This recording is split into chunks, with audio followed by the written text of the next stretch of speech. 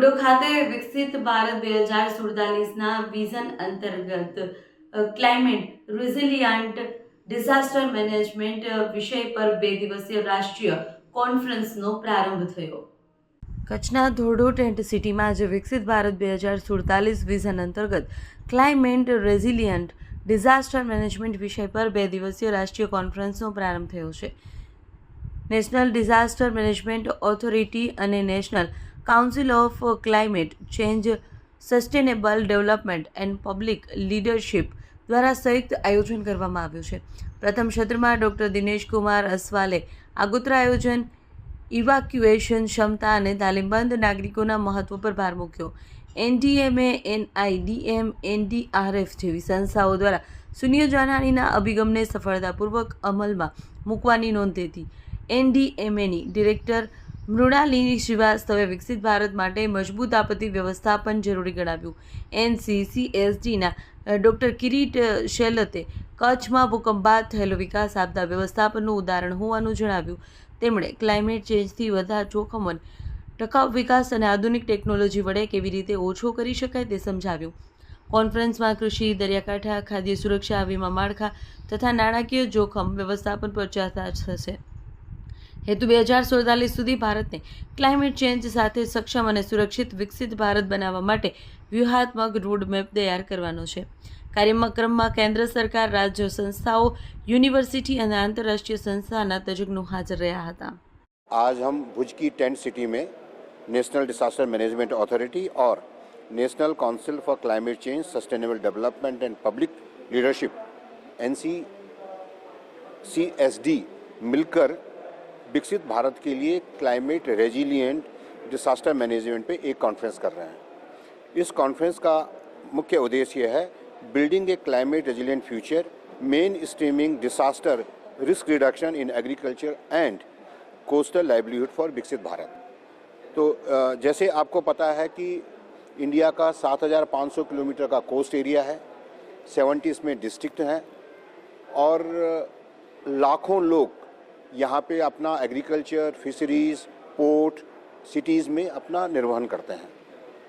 और जैसे जैसे क्लाइमेट चेंज हो रही है, टेम्परेचर बढ़ रहा है, ह्यूमिडिटी बढ़ रही है, जिससे इन सब की जो लाइवलीहुड है उसमें दिक्कतें आ रही हैं. उसके अलावा आपके साइक्लोन्स आते हैं. उसके अलावा जो समुद्र है उसका लेवल बढ़ रहा है ग्लोबल वार्मिंग के कारण, और वो जो कोस्टल एरिया उसको इरोजन कर रहा है. तो बहुत सारी समस्याएं हमारे पास आ रही हैं कोस्टल से रिलेटेड. तो कोस्टल इरोजन है, और जब समुद्र का पानी जब धरती पे आता है तो नमक की क्वांटिटी बढ़ जाती है, जिससे कि जो प्लांट है वो सर्वाइव नहीं कर पाते हैं, और जो एग्रीकल्चर है उसका नुकसान होता है. तो उससे फार्मर को नुकसान होता है. साइक्लोन आता है, घर टूटते हैं, उजड़ते हैं, उसको डिजास्टर मैनेजमेंट करना है. उसके अलावा जो सिटीज़ के अंदर जो इश्यूज़ आ रहे हैं, पानी की कमी हो रही है, सूखा पड़ रहा है, जो पानी है वो पीने लायक नहीं हो रहा है. तो ये बहुत सारे जो डिसास्टर्स हैं उनका हमको सामना करना पड़ रहा है, आपदा का सामना करना पड़ रहा है. तो नेशनल डिजास्टर मैनेजमेंट अथॉरिटी ने ये डिसाइड किया है कि हम गुजरात के अंदर जाके, टेंट सिटी में जा कर के सारे जो साइंटिफिक डिपार्टमेंट्स हैं इंडिया के अंदर, जो पॉलिसी मेकर्स हैं, जो स्टेट गवर्नमेंट्स हैं, हम सब मिल कर के इस बारे में हम डिस्कस करें कि कोस्टल एरिया के लिए, खाली गुजरात नहीं, गुजरात से लेकर के केरला से लेकर तमिलनाडु से लेकर के आंध्रा से लेकर के उड़ीसा तक जो 7,500 किलोमीटर का हमारे पास में कोस्टल एरिया है, वहाँ की जो समस्याएं हैं जो मैंने आपको गिनाई हैं, उन समस्याओं का समाधान कैसे करेंगे. तो आज ये पूरे दिन भर चर्चा होगी. उसके बाद एक ब्लूप्रिंट बनेगा, और उसके बाद जो एक्शन पॉइंट्स आएंगे उस एक्शन पॉइंट को लेकर के हम कोशिश करेंगे कि जो समस्याएं हैं इनका समाधान निकले. धन्यवाद. આમ બદલાતા હવામાનમાં વધતી જતી આકરી કુદરતી આફતોના પડકારો કેવી રીતે ઝીલાય, અને આ કુદરતી આફતોનો ગમે તેવી ગંભીર અસર હોય પણ આપણી ગ્રામ વિસ્તારોની લોકોની આવકમાં વધતું જ જાય અને ઘટાડો ન થાય, તે પડકારો વિકસિત ભારતના માનનીય વડાપ્રધાનશ્રીના સંકલ્પને ધ્યાનમાં રાખી ને આ પરિસંવાદ યોજવામાં આવ્યો છે. રાષ્ટ્રીય કક્ષાની કુદરતી આફતોનો સામનો કરવાની સંસ્થા નેશનલ ડિઝાસ્ટર મેનેજમેન્ટ ઓથોરિટીના સહયોગથી થતા આ સેમિનારમાં ખાસ કરીને કચ્છમાં એટલા માટે કરવામાં આવ્યો છે કે કચ્છે તમામ પ્રકારની કુદરતી આફતો સહન કરેલી છે. કચ્છની અંદર દુકાળ હતો, કચ્છની અંદર દરિયાઈ તોફાનો હમણાં છેલ્લા 2 વર્ષ પહેલાં આવ્યું, એ પહેલાં કંડલામાં પણ હતું, અને 20 વર્ષ પહેલાં આપણને ખ્યાલ છે કે ભયંકર અર્થક્વેક જે ભૂકંપ થયો એનાથી કેટલું બધું નુકસાન થયું.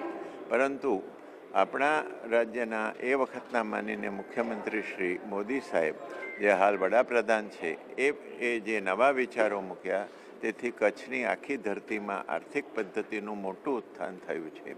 કચ્છના રણને આજે